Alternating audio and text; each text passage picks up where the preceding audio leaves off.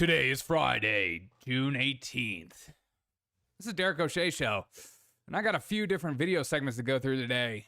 This is going to be good, so sit back, relax, and enjoy the show. CNN, you know how I do. You know how I be. I checked in on CNN immediately, see what they're reporting on, because, you know, they're not fake news. They're reliable sources, reliable citations with Brian Stelter.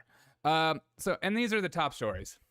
How the memory dividing Ashli Babbit, how her memory is dividing. And I read the whole story. It's very politicized. They're like, how did her death become so politicized? I don't know. Maybe you did some of it.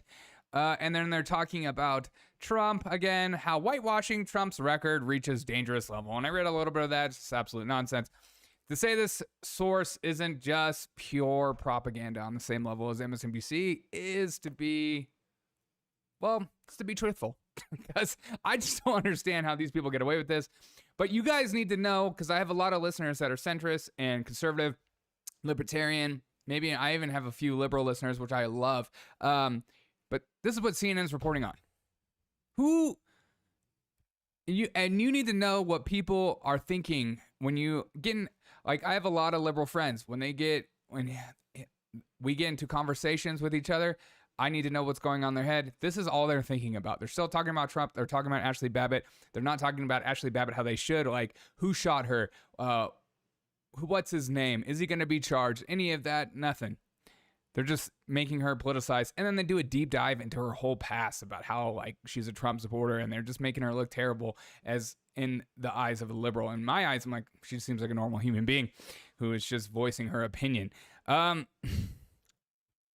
So that's what's going on in CNN. But what's even better is what's going on in the world. As Lori Lightfoot declares racism a public health crisis and diverts $10 million in COVID funding. See, folks, there it is. There's your COVID funding. Oh, we're just bringing checks to you. We know you need the money more than we do. We're not going to use it for political reasons or, abuse it. It's just we need money. The Democrats use those COVID bills to bail out their poorly run states and cities like Chicago because of crap like this. She's using $10 million in COVID funding to stomp out racism. Like, you could stomp out racism. These people don't understand that racism will always be there. There will always be evil in the world, no matter what you do. You can squash it as much as you want. You could cancel it. You can get rid of it on YouTube. But there are people out there who are just evil human beings and terrible people. And we all have the capacity to be that way. That's what they also don't understand, is that you and I both have the capacity to be evil, but every day we choose not to. For the most part, there are some things that, our selfish needs get in the way, and we just like, I need to do this because I'm more important than the other person. But Lori Lightfoot declares it a public health crisis. This has come from Daily Wire. Chicago Mayor Lori Lightfoot issued a declaration on Thursday decrying systematic racism, a public health crisis, announcing that the city would divert $10 million in grants from the Centers of Disease Control and Prevention, which is just freaking laughable. The fact that they're taking, using money, because even remember during the COVID-19 where they declared racism a public health issue, and so you're not allowed to protest against wearing masks, but you're allowed to protest George Floyd killing, which was it racist? There was no evidence of that, but it felt racist because the media said it was.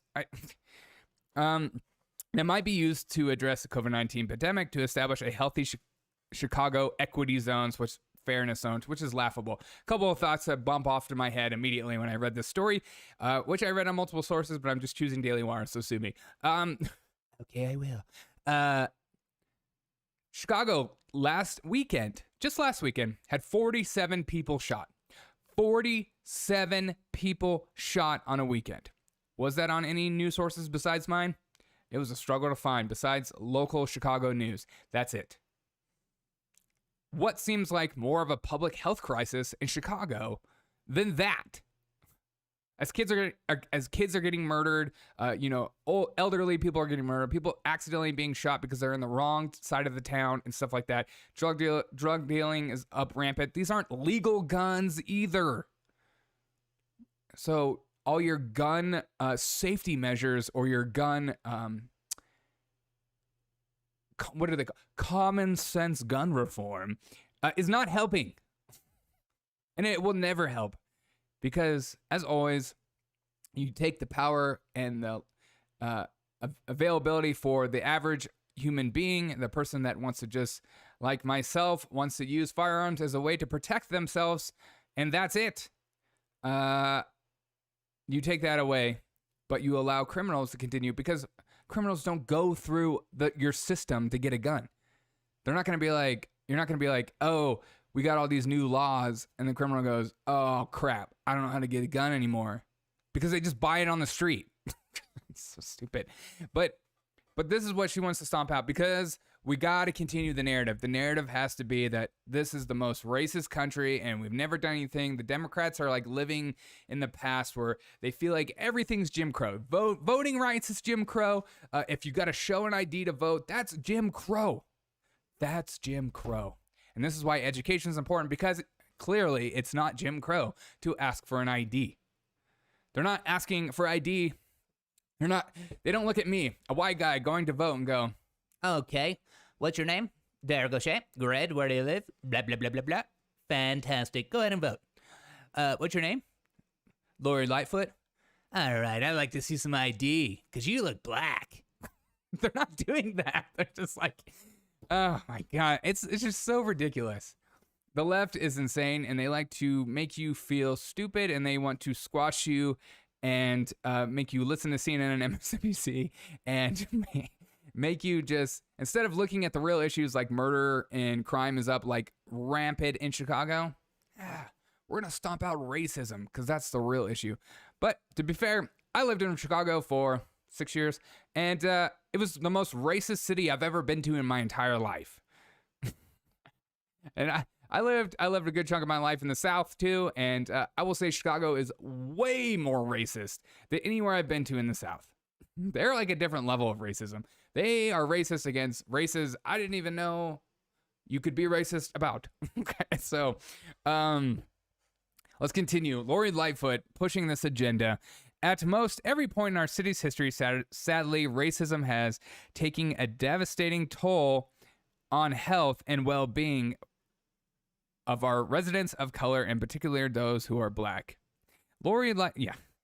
It's always ironic when you have like Obama talking about racism and like someone like Lori Lightfoot. You're like, yeah, racism is so prevalent. That's why you're in the office you're in. Lightfoot said at a press conference on Thursday, without formally acknowledging this history and reality and the continuing impact of the infamous legacy, looking at the root causes of today's challenges, we will never be able to move forward as a city and provide our communities with resources that we can live happily, vibrant, fulfilled lives. And she's doing the equity zones, which is funny because when you have crime so rampant in Chicago, do you think businesses are going to want to move into those area zones despite all your government-backed funding? No. Why would you want? You're not going to even be able to hire workers. Who's going to want to work in those areas? That's why the trains are so good in Chicago, because most people would take the train to get out of zones that they're in order to find work. We will never be able to move forward as a city to provide our communities and resources to live happily, vibrant, fulfilled lives. No, you know how you do that, Lori? Is crack down on crime.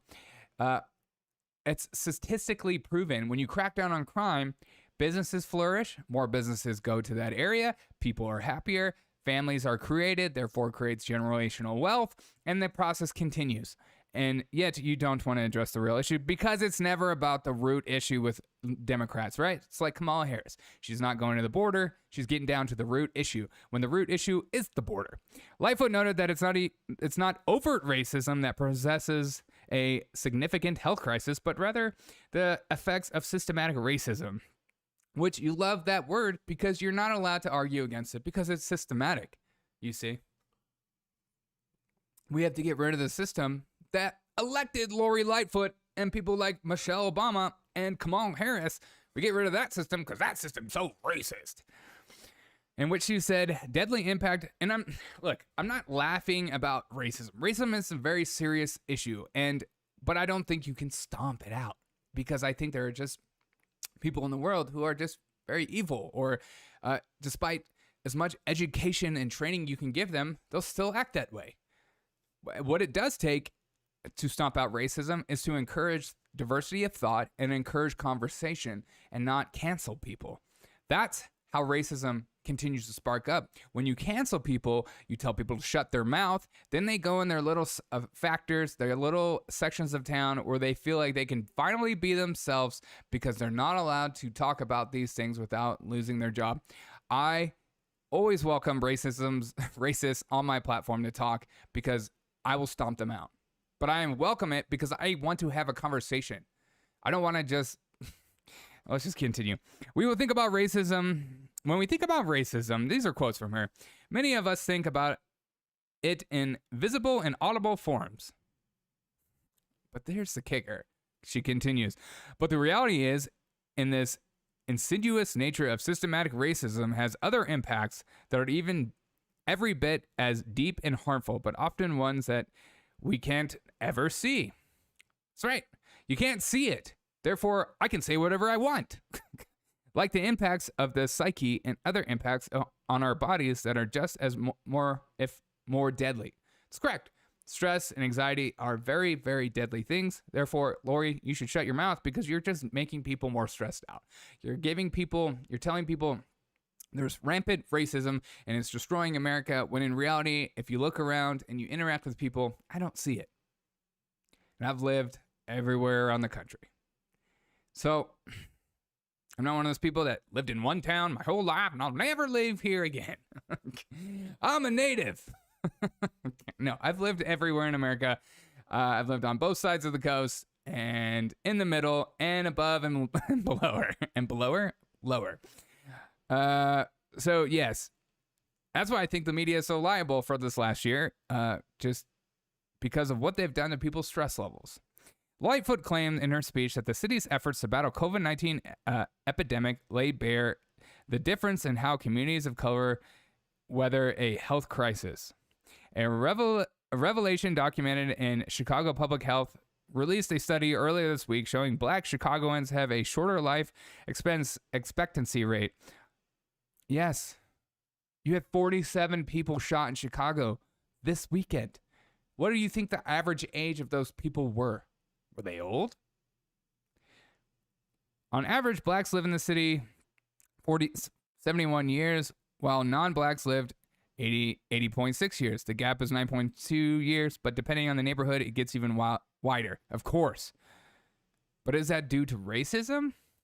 Or is it due to crime? Or is it due to, like I said, crime? Crime creates lack of businesses in areas that grow up, and so you have lack of choices to eat, and then people eat badly. COVID laid bare. No one, it's like during the COVID-19 pandemic, no one talked about how obesity is a very common occurrence in people that died from COVID-19. No one is going to talk about that because it's you have to celebrate everything, even if you know it's a health issue. COVID-19 laid bare to a lot of disparities, but we are starting to look at the disproportionate impact of COVID on communities of color. In particular, there's a straight line to the lack of access to safe, affordable, high-quality healthcare. And why do you think that is, Lori? Is it because these corporations and these businesses are so racist? Or is it because your crime in your city is so preposterous, it's on the level of an actual war? The city, Lightfoot said, would put money behind a solution. That's right. That's what the liberals see. They have a problem. Let's throw money at it because that's all we can do. We don't know how to think through these issues. We just know more money. The health department is allocating $9.6 million in COVID relief funding from the CDC to establish healthy Chicago equity zones. WGN noted the 6 geographical areas in the entire city will focus on creating ways to improve wellness. And I know what area she's talking about because whenever I took the train down there, I would start to get a little nervous because there's areas in that town that everybody no matter what color of skin you are scared to go down. Community groups in each of those 6 areas in the city will lead efforts to come up with targeted strategies to improve community wellness. City officials have chosen 6 organizations to lead efforts in each of the 6 healthy Chicago equity zones. There we go. We're going to have these different sectors, and we got to have these different groups of people doing different things, and we're going to get down to the root issue. We're going to spend all our money, and then we'll have about $1,000 left for these communities after we have to pay all these governmental officials. Although city officials may be shifting focus to systematic racism, it appears the single most significant health crisis facing Chicago residents, and here we go. This is the part of the article which I've been saying 1,000 times over and over again, is gun violence. There have been 312 total homicides this year just to date. And 1,423 people have been shot this year. 1,423 people. Is it a gun issue? Or is it rampant crime? And I know the issue is always like, well, it's because there's not enough opportunity in these areas. But why do you think there's not? See, I get these arguments. I get the liberal side of the arguments. I understand it. I'm empathetic towards that. I understand that if you are a young black male in these areas that you want to work, and the only work you see is being in gang violence. And I understand. I am empathetic towards that. But here's the thing. It's not going to change. Liberals think that if businesses just go in, it's all going to change. No. You have to stomp out the crime first. You have to make it safe. When people feel safe, they're quicker to go out in public. They're quicker to do things. They're quicker to help make that community even better. Because if you feel like your community is against you, you feel like it's just crime and rampant and you're scared for your life constantly, you're not going to want to stay there. You're not going to want to invest. You're not going to want to grow in that community. You're not going to want to... they're basically surviving. And so that mentality is totally different. But the real issue, on Tuesday, Lightfoot addressed the issue, suggesting that the lenient gun laws in other states were responsible. And that's what I heard all my time in Chicago, was that it's Gary, Indiana, supplying the guns to Chicago. Really? You think these criminals are buying legal guns and they're just buying them across state lines and then illegally bringing them into Chicago?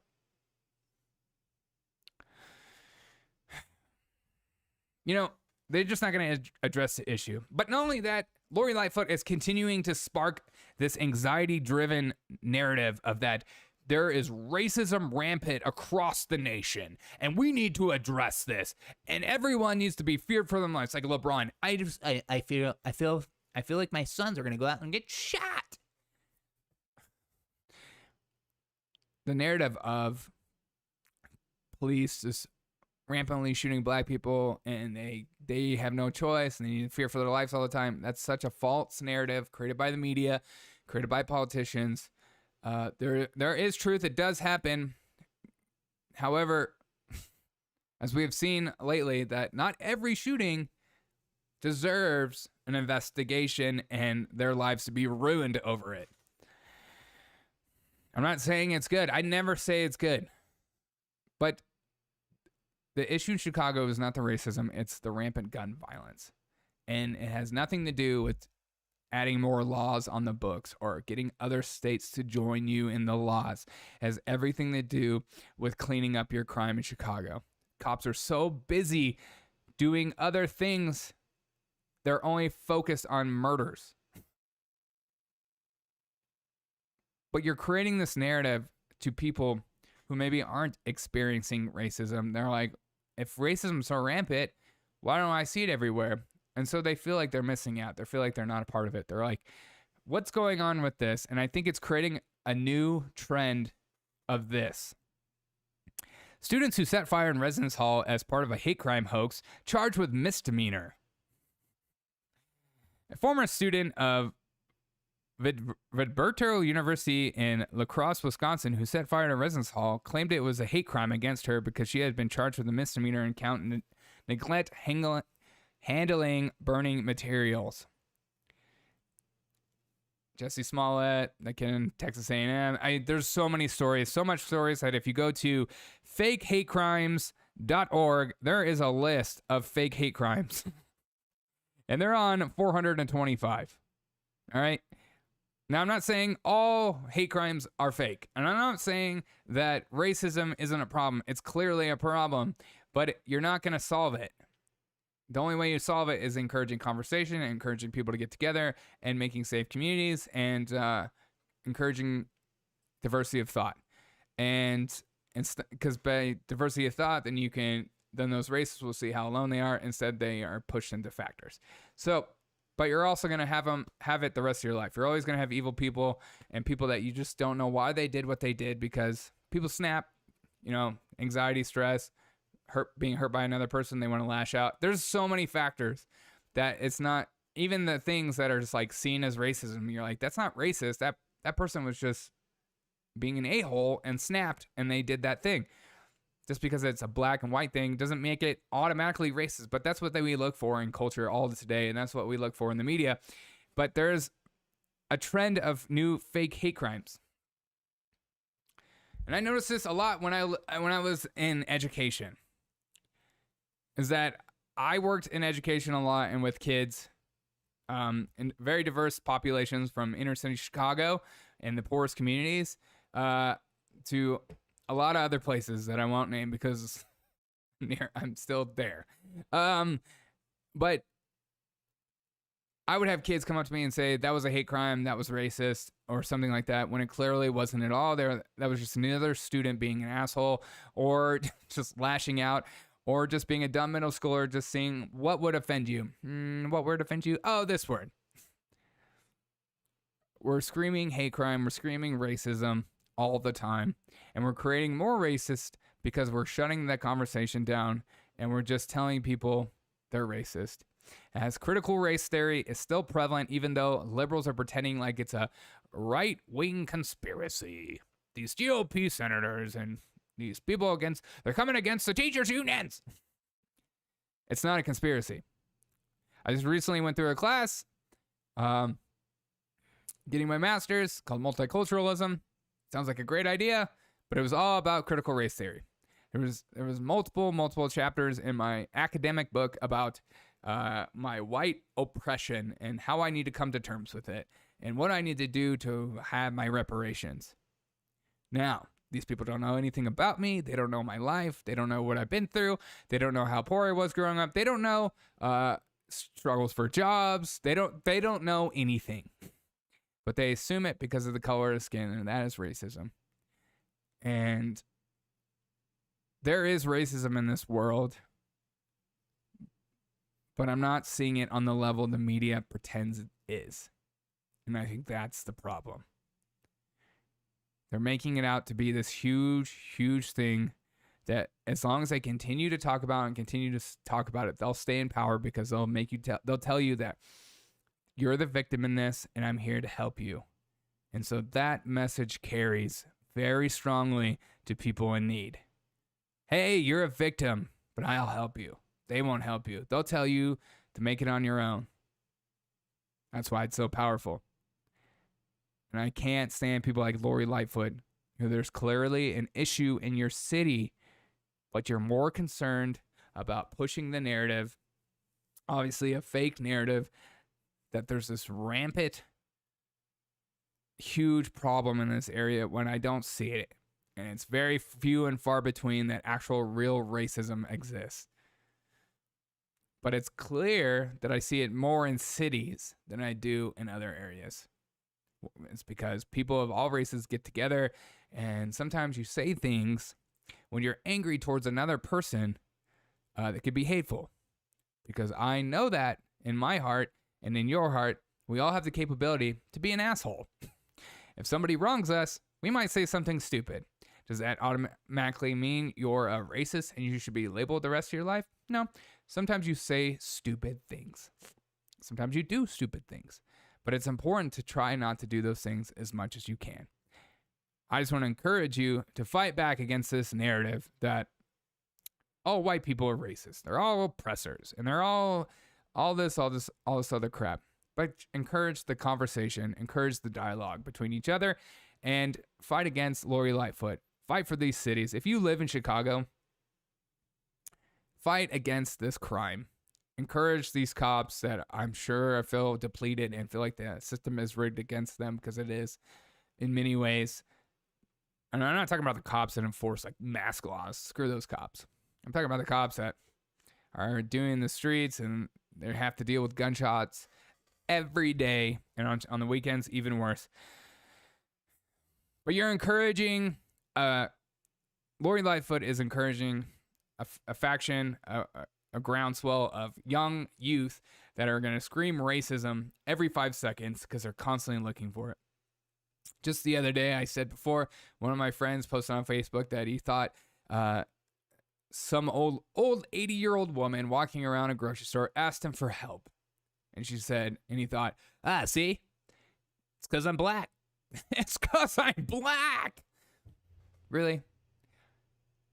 Because of the media, because of politicians, anytime somebody does something negative, and if you're a black individual, you're being told it's because it's racism.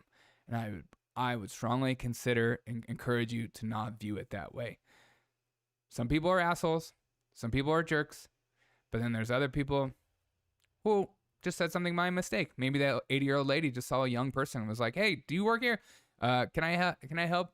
People used to ask me that crap all the time when I wasn't working at places, especially when I was younger, because they just assume you're a young person in retail. It might just tell you have great skin.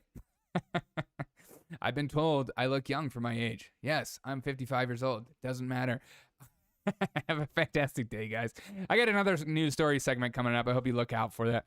Have a great day. And as always, I'll see you on the next episode of the Derek O'Shea Show.